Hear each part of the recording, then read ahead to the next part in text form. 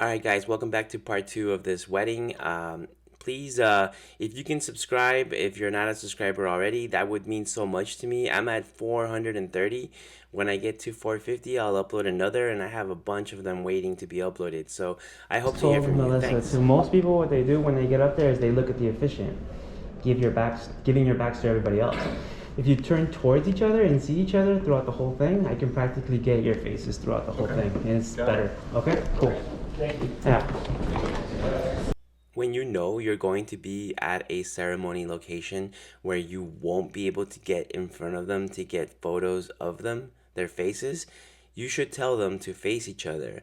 That way, you can at least get the sides of their faces from either the middle of the church or the two sides of the church or whatever ceremony location you're at. Right here, they're walking in. It's really bright behind them. So I'm off to the side a little bit because if I was directly in front of them, then I would get that door behind and it's really bright. I'm exposing for their face, continuous autofocus. So I'm gonna make this easy on myself and just describe everything that's happening here. So you see how I'm pointing at the groom? I'm waiting for his reaction. So when his bride is walking down, then I can get the shot. Even though I think we already did a first look for this couple. But you know, it's still a special moment. So I'm waiting, and then I'm exposing for his face here because the sun's coming in from in front of him, so it's got nice lighting. See, when I turn towards the bride, it's going to be different. So you have to kind of be really quick with your settings here. So there she is. So I change my probably my shutter speed is probably the fastest thing to change, and I'm exposing for her face as she's walking down. Still have it on continuous autofocus, and I take a whole bunch of shots. I'm only gonna show you a few, but I take a lot. So there you go. See? Really bright, I know, but that's usually what happens, right? When they open the door behind the bride as she walks in, you get the shots, you get these shots, you know, when they see each other. So this church, it's got, look at that, you see that chair there? I wasn't able to get to the back of the church from that little aisle right there because there's somebody put a chair there, that one of those walker chairs.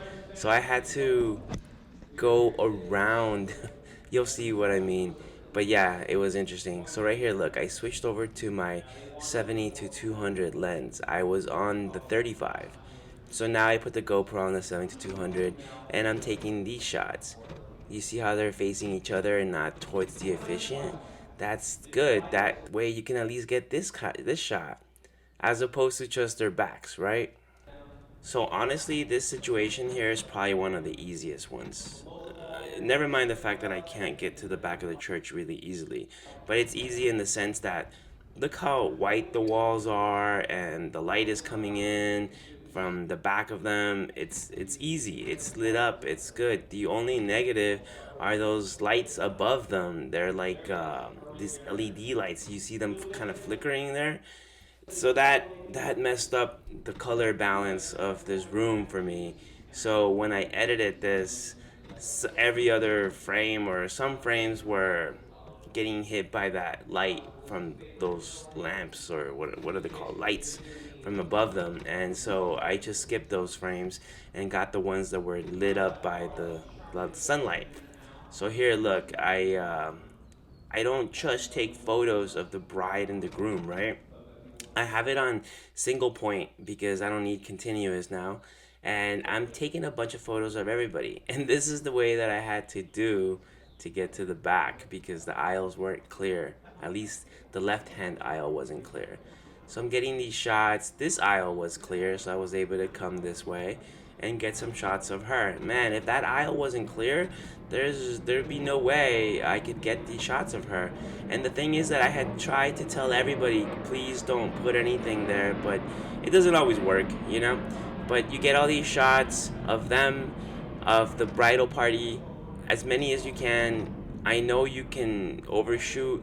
I mean, how many photos do the couples really need of their bridal party standing up there with them, right? So I get more than one for each, probably like 3 or 4. And then I switch to the mom or the dad, whoever is there, Whoever I have within my line of sight, I get those shots. I'm at 70 to 200. The shutter speed is probably, I'm on the 70 to 200 lens. My shutter speed is probably at 1/200. Maybe it doesn't need to be that high, but this place is lit up so nicely that I have it up that high. The ISOs, I don't remember what they are, but they're not high. They can't be, and I wouldn't have it that high. I would rather lower the shutter speed and lower the ISO, but they're at a good level here, I know. I don't see any grain, but yeah, I like these shots. So whenever something happens, like here, the sister is reading something, right? So of course I'm gonna get that. Everything that happens, you get. I've been contemplating whether these videos are actually instructional for some of you, or for those of you that want to hire me, are they something you like to see how I do? I feel like, really honestly, these photos here at this location, they're super easy. I mean, literally all I'm doing is moving around, getting as many as I can, making sure the exposures are correct. The thing is that you have to learn to anticipate moments. I knew the kiss was coming, so of course I get these shots. You know, I get wide ones, I get vertical, I get horizontal, portrait mode, landscape. You get a bunch. The thing with me is variety. Get a bunch of variety and expose and compose your shots well. There's some shots there. Let me bring it up right now so you can see again. But you'll see how to the left and to the right there's equal amount of space. That's what I'm talking about. So I'll show you right here. Later in the video, I'll show you how I lit up the outdoor reception. That I think is something that you'll find useful, very useful. Here I am reacting. Things are happening. I'm not dictating how they go. You know, I'm not telling her how to sign this or how to sign that, or him or her. But I get these shots and you see the variety, get a close up, get a black and white, whatever. Maybe what I should do is, instead of just showing you these videos of behind the scenes weddings, I should actually dissect each part of the day to better understand what it is you do as a wedding photographer. There's times where you react and there's times where you lead. This is not a leading time. She's signing this, they're all signing this, and I'm reacting to it, and I'm just moving around, getting as many shots as possible. That's what this moment is. Right here is a time to lead.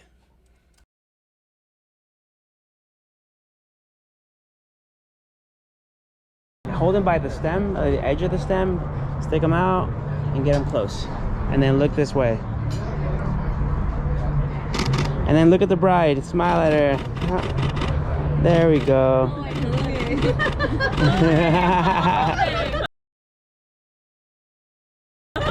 All right, look at each other now. Ha ha ha, think of a bridal magazine. So funny.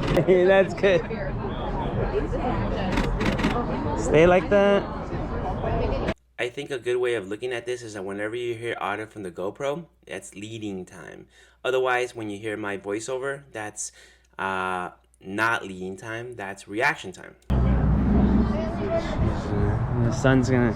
Can you guys shift this way a little bit? There you go. Right here, towards me.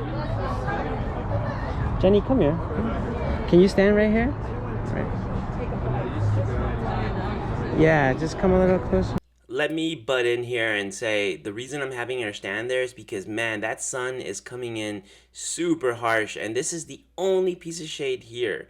And I'm trying to get their backs to the sun, which is not fully their backs to the sun, but this is literally the only place I could do this right now because of the sun. Real tight. Perfect. And then cheek to cheek, look over here.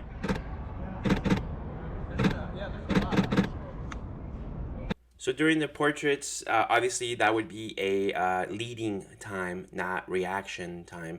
And I feel like if I don't speak a lot, if I don't give them directions, clear directions, then there'll be awkward moments. And some people have said that maybe I speak too much, and maybe they're right, I don't know, but I prefer that over awkward moments. What about you? Somebody. Alright, you guys are gonna be right here? These by a certain time. Get your good side, yeah. Alright, good.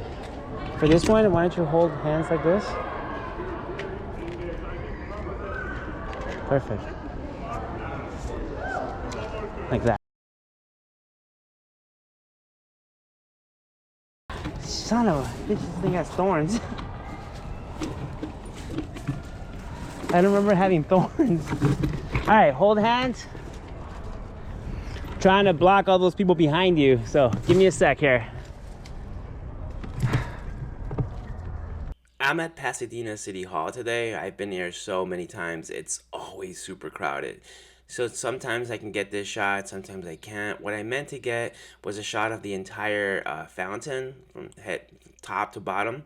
It just wasn't possible right now. Good. Look into each other's eyes right there.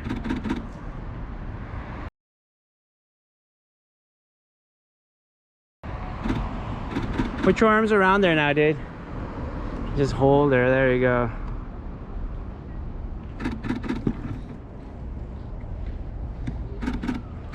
Good, Melissa. Maybe you can put your back into him, yeah, and then hook like this over her, over, like that, yeah. And then When the groom hugs the woman, like the prom pose, kind of reminds me of a maternity pose, like hugging the belly. You don't want to do that. So make sure the guy hugs her over her shoulders like that, or something different, not over the belly, not for the wedding day. No, no, no. go for it right there. One thing I can give you a piece of advice as well is that when you find the good light, you have to kind of milk it. Look, they're in shade right there. It's perfect. The background behind them is dark. So this is a good spot to just kind of milk and do whatever you can with it. Even if you repeat your poses, I think that's okay because you're doing them in different locations. So yeah, milk your locations as much as you can and just get a bunch of shots. Melissa, looking up all the time. Melissa, why don't you look at me? Right there. I didn't get any BTS for these shots right here, but you can see how pretty they are. You have to look for the nice light, that's all. Okay, so this is a test shot. It doesn't count. Okay, so where I had them before was nice and even. Here, it is even for the most part, but a little pop of light goes a long way, so I put them there. Hold on, there's somebody behind. All right, go ahead and grab his butt again.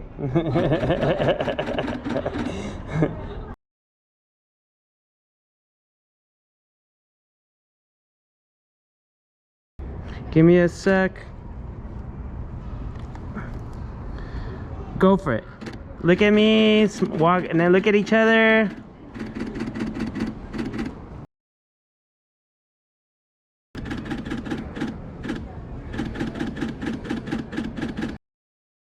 Throughout the whole portrait session, that's you leading them. You're telling them what to do.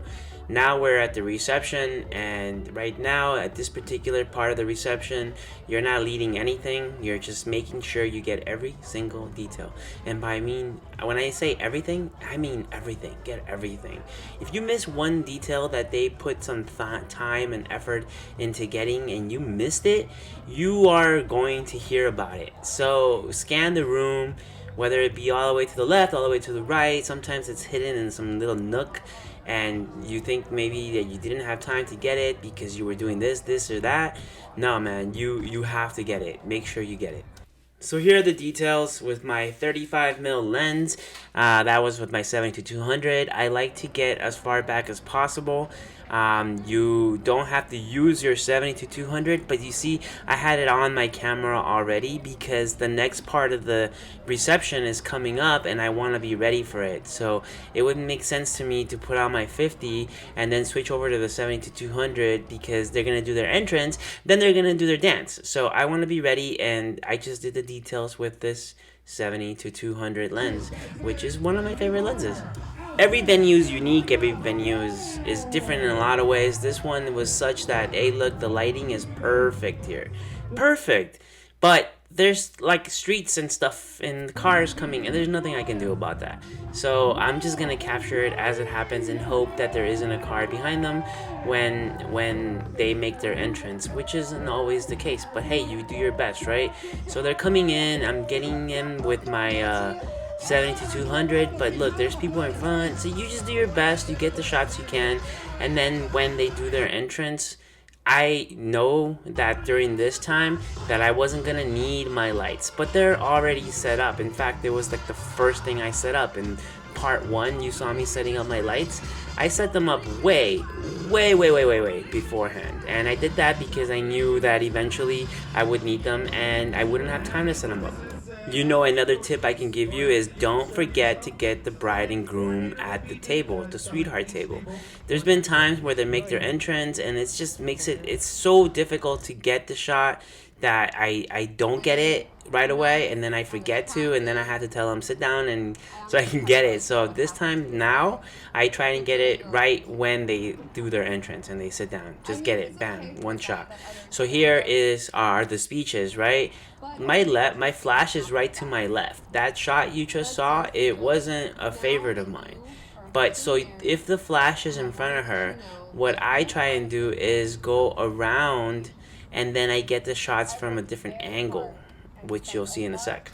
The flash is to my left again. I'm gonna go to the right, take the shots from this side, and I like those shots from the little directional lighting. It's on a light stand right there. I'm not using the I have a flash to the left and to the right. I don't believe that I have them on yet. It's not really gonna hit her to the back of the head like I wanted to because there isn't that much space behind her. But so I'm using one key light right now, and that's what's happening with that light. I think that's better than what I've seen happen. I don't know.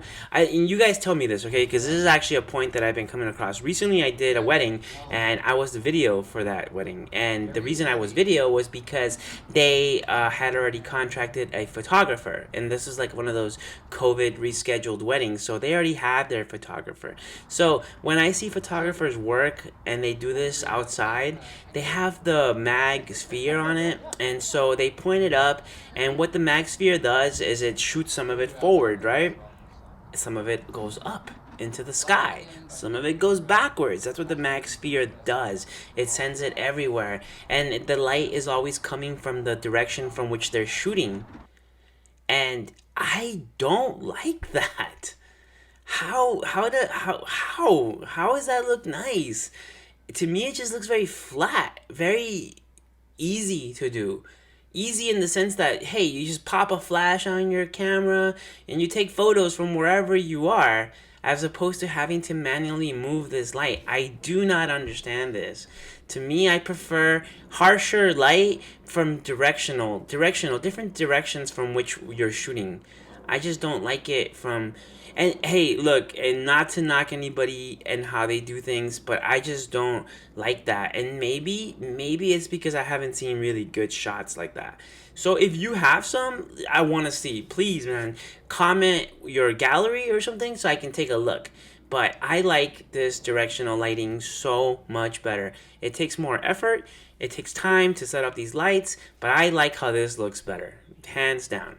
I think that I just touched upon a nerve here, man, because I went off on a little rant there. But yeah, I just don't see, to me, maybe I'm not seeing the good sides of how it can look with flat lighting like that, because lighting that's coming from your camera. But I just think that's either I'm missing something and I don't see how nice it can be, and maybe I should see how nice it could be because it's easier to shoot that way. But I like this. Look, one light to the right, it's the key light, and then I put a light behind them to get that rim light behind them. Okay, well, my rant is over, but really I would like to see how you do things. I really do. Maybe it'll make it easier for me in the future rather than having to have a light stand like that. FYI, by the way, this floor, I like this floor at this venue. I just realized that my backyard has the same floor, which I just got installed last week. I'll be able to do outside photo shoots in my backyard pretty soon. I'll show you guys some of that. Anyways, here is the bouquet toss. The light is off to the side, usually at a 45-degree angle. I'm telling her, hey, come back here, turn that way. And then I'm gonna probably reposition my light. Yeah, I am, see? And then I take the shots as they go, and then one light is to her right, to the back to the right. I'm telling her to back up right there so the light can hit her. So she's gonna throw it, bam, bam, bam. I get the shots. Thank you for watching. Please subscribe.